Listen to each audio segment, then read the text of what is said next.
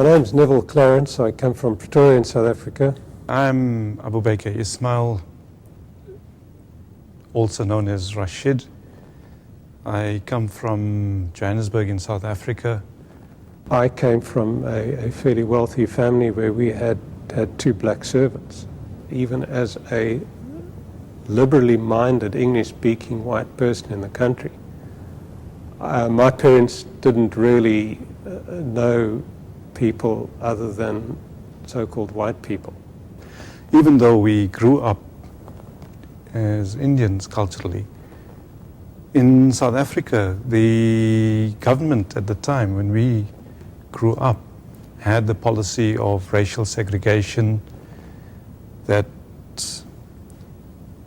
Indians and coloureds, that is people of mixed race, and Africans were separated from whites. There were two worlds in South Africa. There was the white world and there was the black world. We knew from our education to some degree about apartheid, but we were not exposed to the evils of apartheid. We were exposed to the theory. We often saw the whites living in a certain way, the wealth they had, the privilege they had, and looked at the facilities that we had, and at the same time also looked at the kind of facilities that were available to African children. And we saw that there were differences inside all of it. As a teenager, I thought, it would be really nice to say, become a pilot. I joined the South African Air Force for the fun, for the excitement, to work with fast machines, aircraft. I didn't join the South African Air Force to, in some form of conscious attempt to be part of the apartheid maintenance machine, if you can describe it as that. My father often spoke to us about the political situation inside of the country, about the policies of the then government, and always said that this was something that needed to be overcome, that we had to resist it. Whilst at university, I was very actively involved and in fact played an increasingly leading role amongst my friends, talking about things, having discussions, etc. And it was through that process that I actually came in contact with the ANC underground. When the children of Soweto were mowed down because of their protests against Afrikaans and against apartheid, for me, the moment had arrived. I went for military training, so this was then the entry into Umkhonto weSizwe. I went for a senior infantry commander's course, and thereafter I did a specialization in military engineering and explosives. In the operational side that I worked with, there was very little political awareness. The pilots used to do a certain mission, they would fly out, they would be given a target, and they'd go out and drop bombs, and they would do a reconnaissance flight afterwards and take photographs and see if they'd hit their target. But there was never a question of really what that target was. How many women and children had you killed in that operation?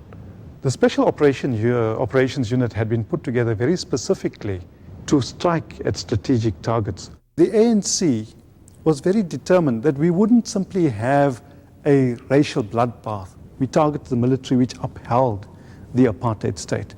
We were fighting what we called a border war against Soviet-backed communist rebels. This is the kind of propaganda that was passed on to the military personnel, certainly the junior military personnel, that we were not there to maintain apartheid. In fact, that word in my 12 years, or certainly the first 10 years of my career as a junior officer in the South African Air Force, was never used.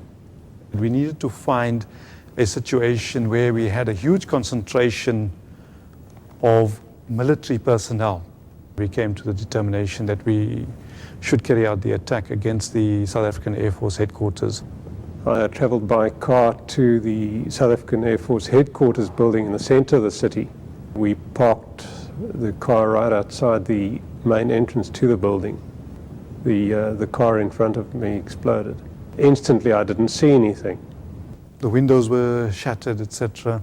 And in fact, the Air Force building came very close to being condemned. Having lost my sight in such a violent way made me realize how serious things really were in the country. I felt I needed now to